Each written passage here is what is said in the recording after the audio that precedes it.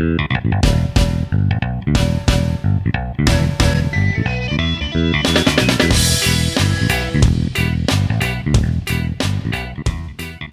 everyone. When I bought my Avanzato, although the car itself seemed very complete, one thing it didn't have was a V5C, the registration document that shows you're the registered keeper of the vehicle. What I'm going to show you here is how to get this if you buy a car without it. Now, while the government website on vehicle registration is right to point out there's good reason to be suspicious of a car without a V5, especially if the seller comes across as being a bit shady about it, Papers, of course. Run. They do have a procedure to deal with it, so stick with me and I'll show you how it works. Before you start, you'll need to have a note of your car's registration number plus the chassis number. On some cars you'll be able to see this on a plate on the bottom passenger side of the windscreen or under a flap in the carpet of the footwell. But most commonly you'll find it under the bonnet, either on the front slam panel or, as in the Daihatsu's case, on the bulkhead at the back of the engine bay.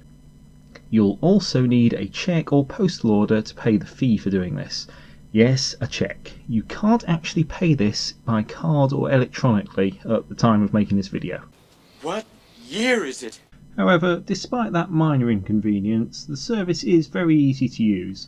So let me show you how you do that. Okay then, what I've got here is a form called the V62 form, which you download from the government website.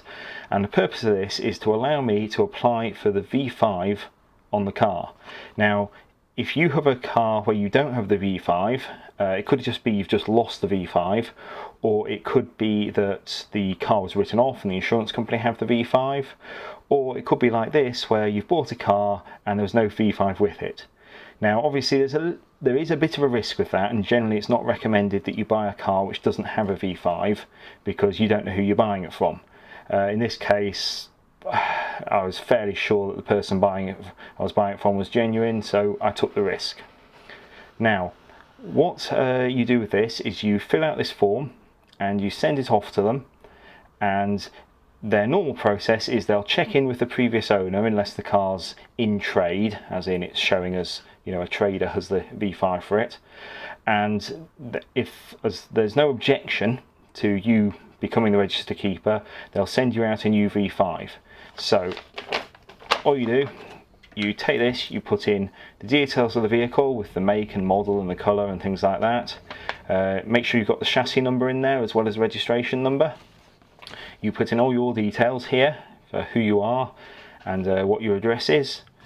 Give them the reason why you don't have the V5, which in my case it's just a case of I bought the vehicle and I don't have a V5. And then you enclose the fee of £25 to pay them to do the service, and hopefully they'll send you a V5.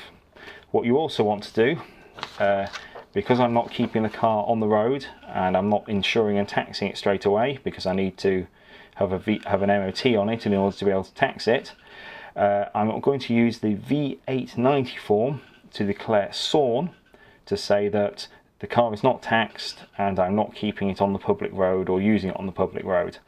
Now this form, you always have to do this if you buy a car, because the SORN doesn't transfer with you when you buy a car. So even if I had the V5, I'd still need to send in this form.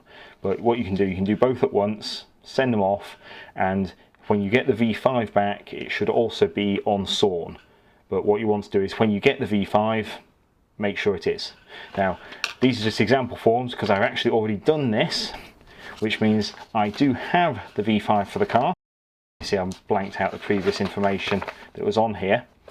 And what you can see, the important thing for me is that it shows the date of first registration as in 1998, and it also does say it's declared new at first registration, which means it's not an import. It's a genuine UK car, which makes it one of the 80 Avanzatos made to UK spec and sold by Daihatsu UK. So I was pretty certain it was, but I'm very glad to have this to prove that it is. And now I've got the V5. The other thing is, if it were written off or there was something else going on with the car, the information would be here.